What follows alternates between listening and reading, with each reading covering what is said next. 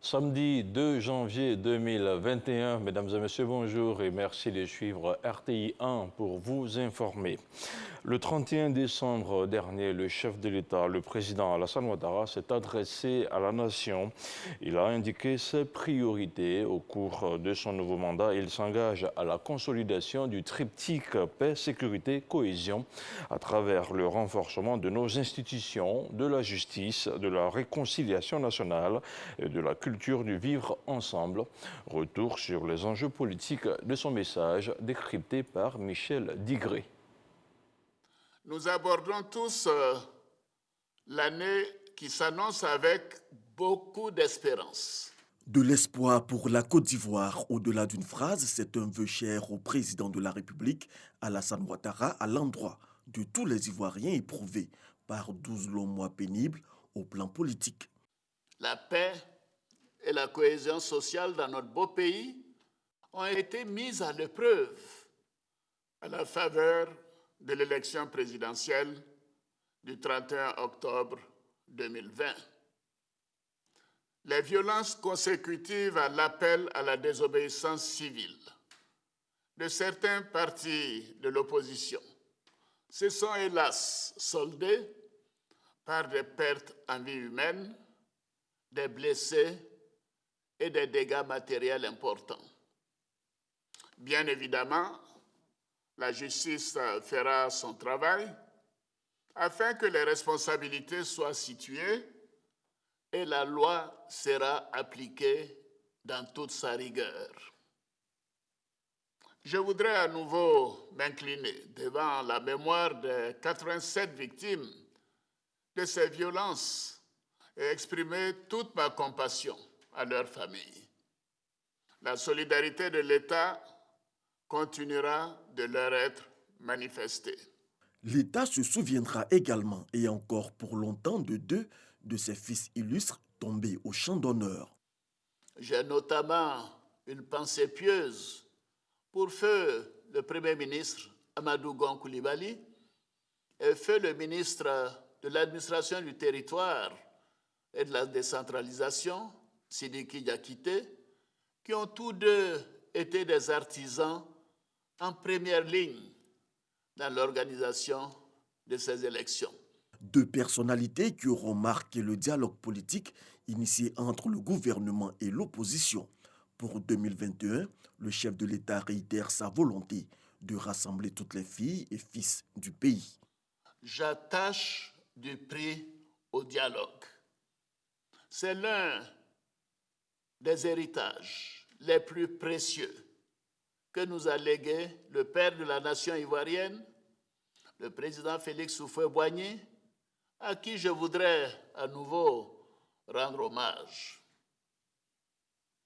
Afin de consolider la cohésion nationale et la réconciliation politique, j'ai nommé un jeune issu du PDCI-RDA comme ministre en charge de la réconciliation nationale. J'ai aussi instruit le Premier ministre Ahmed Bakayoko de relancer le dialogue politique avec l'opposition et la société civile. Les discussions se sont déroulées du 21 au 29 décembre dernier en vue de la préparation des prochaines élections législatives qui doivent avoir lieu impérativement au mois de mars 2021. Je salue l'adhésion de toutes les parties concernées à ce processus, qui a enregistré la participation de tous les partis et groupements politiques, ainsi que de la société civile. Je me félicite de la qualité de ce dialogue inclusif et des points de convergence qui se sont dégagés, notamment en ce qui concerne la composition et le bureau des commissions électorales locales, ainsi que les recommandations pour l'apaisement de l'environnement politique. Je note la décision de mettre fin au mot d'ordre des désobéissances civiles, annulant ainsi le CNT et le boycott actif. je me réjouis de la mise en liberté sous contrôle judiciaire de certains inculpés détenus à titre préventif dans le cadre des procédures judiciaires ouvertes pour complot et atteinte à l'autorité de l'État commis à l'occasion de l'élection présidentielle du 31 octobre 2020. Le président de la République rappelle qu'au cours de ce mandat, la priorité sera donnée à la consolidation du triptyque paix, sécurité, cohésion à travers le renforcement des institutions, de la justice, de la réconciliation nationale et de la culture du vivre ensemble. Le chef de l'État s'est aussi engagé à préserver la paix. Alassane Ouattara a appelé les Ivoiriens à bannir la violence, à unir leurs forces pour la construction d'une nation apaisée, une nation dans laquelle il fait bon vivre. Sur son discours, la population se prononce. C'est un reportage d'Éric Goré.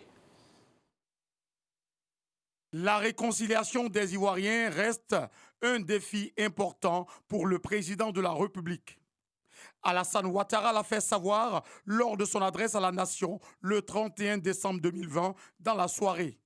Cette volonté de voir rapidement tous les fils et filles de la Côte d'Ivoire s'unir pour de bon doit se faire avec l'engagement de chacun et de chacune, a dit le président. Un discours salué par les populations ivoiriennes dans leur entièreté. Le président a demandé que chacun de nous vraiment qu'on s'entende, mais il faut que chacun de nous vraiment soit tolérant et aussi pratique l'amour véritable. Au niveau politique, il a toujours prôné la paix. Et encore avec le dénouement de la dernière séquence du dialogue politique, le président Ouattara a démontré, s'il en était encore besoin, qu'il est le digne héritier du président Félix Houphouët-Boigny. Nous sommes des Ivoiriens, on doit s'accepter. Que ce soit du nord, du sud, l'essentiel c'est que la Côte d'Ivoire avance qui nous intéresse. C'est pourquoi les garants de la tradition se disent prêts à relayer ce message de paix. Oui, après le discours du président de la République, nous allons parcourir les quartiers, nos communautés et amener ces bons messages pour que la paix et la cohésion sociale soient. Le message de paix et de cohésion sociale du président de la République met toute la classe politique d'accord. Au Front populaire ivoirien, le secrétaire général du parti le dit sans langue de bois. Non, il est bien évident que la vocation d'aller à la réconciliation est un enjeu majeur pour notre pays. C'est un enjeu de stabilité, c'est un enjeu de cohésion et c'est un enjeu qui va donc amorcer la dynamique de développement, donc la renforcer davantage dans le jeu institutionnel et dans le respect des règles démocratiques. Donc nous pensons que ce n'a pas été un vœu pieux du président, puisqu'il y a quand même eu un début d'action. Au PDCI RDA, Ange Dagaré Dasso, membre du bureau politique, ne dit pas autre chose. J'ai écouté hier longuement le chef de l'État. J'ai compris dans son discours l'intention de faire en sorte que la paix revienne. Je suis du PDCI, un parti de paix, créé le mardi 9 avril 1946 par Félix Houphouët-Boigny et ses compagnons. Ce parti politique a donné à la Côte d'Ivoire une religion qu'on appelle la religion de paix, qui sert à tout le monde. La paix protège le pouvoir, la paix protège l'opposition, la paix protège le citoyen lambda. Au RHDP, Adama Bictogo, directeur exécutif de ce parti, dit œuvrer pour l'exécution de ce projet de cohésion sociale et de réconciliation avec les autres partis politiques. Que tous les Ivoiriens se rassemblent autour de l'idéal de développement. C'est pour cela qu'en tant que RHDP, nous adhérons pleinement au discours du président et nous sommes satisfaits de voir que nos frères du PDCI, du FPI, nous rejoignent dans cette dynamique de rassembler les Ivoiriens. En 2021, les Ivoiriens souhaitent beaucoup de bonheur pour leur pays. Mes vœux de bonheur et de santé à l'ensemble de tous les Ivoiriens et de toutes les Ivoiriennes. Et à tous mes militants et sympathisants du RHDP qui, à l'occasion donc de présidentielle du 31 octobre, ont porté leur choix sur le président Alassane Ouattara. À l'orée donc de l'année 2021, j'aimerais présenter les vœux du Front populaire ivoirien au nom de son président, le Premier ministre Pascal Affi N'Guessan, qui retrouve donc la famille politique après sa libération, leur souhaiter des vœux de santé, de succès, de pleine réussite et de total épanouissement. Il ne peut pas avoir une Côte d'Ivoire du Nord, une Côte d'Ivoire du Sud, une Côte d'Ivoire de l'Ouest, une Côte d'Ivoire du Centre, une Côte d'Ivoire de l'Est. Nous sommes des Ivoiriens, nous sommes un peuple. Nous devons être d'accord sur certains principes élémentaires. Autre chose à présent partagée entre la joie de voir la nouvelle année et la crainte de la propagation du virus de la Covid-19, la population a malgré tout faire la fête. En face, les responsables d'espaces de divertissement, maquis et bars disent être conscients de la résurgence du coronavirus. Tous tentent tant bien que mal de lutter contre la pandémie. La Saint-Sylvestre à l'épreuve des mesures barrières. C'est une idée de reportage de Franck Quadio. Abidjan by Night, en pleine résurgence de la pandémie à coronavirus. 2h30 du matin, sentiment mitigé pour ce responsable d'établissement de divertissement dans le quartier de la Riviera à Cocody. Ce n'est pas la grande affluence. La Covid-19 est l'une des raisons évoquées. L'année 2020 était vraiment éprouvante, comme on le dit. C'était terrible. Parce que nous avons vécu vraiment des difficultés au niveau de la nuit. Nous sommes fermés, nous sommes restés fermés pendant 5 mois. Grâce au président de la République, Alassane Ouattara, nous ont permis d'ouvrir nos boîtes de nuit. 124 cas détectés le 31 décembre, 116 la journée d'avant. Les acteurs du secteur sont inquiets. Ils disent redoubler d'efforts pour le respect des mesures barrières. Tout ce qui est mesures barrières, température et tout, lavage de mains, bon, tout est respecté. Mais si tu dois diviser ton chiffre d'affaires en deux, les charges restent. Dans une autre commune, un espace événementiel. Autre décor, la tenancière a opté pour le social, offrir à ses clients des prestations gratuites. L'essentiel est de maintenir la flamme, un plaisir pour ces derniers.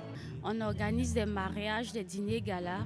Donc aujourd'hui, on a décidé d'organiser la Saint-Sylvestre pour dire merci à nos différents clients. Tel que nous abordons la nouvelle année, c'est ainsi que la nouvelle année se présente à nous.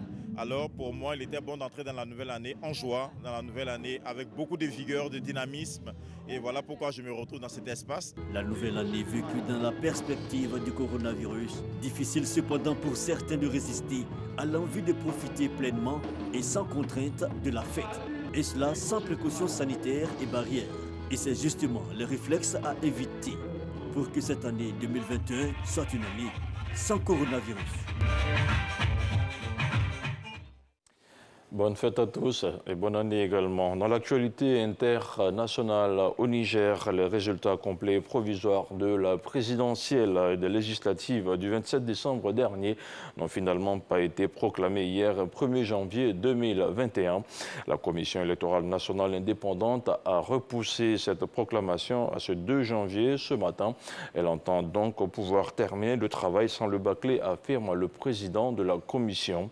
Le président, d'ailleurs, qui affirme par ailleurs que le délai de 5 jours pour la proclamation des résultats est malgré tout respecté, étant donné que hier, vendredi 1er janvier, était un jour férié.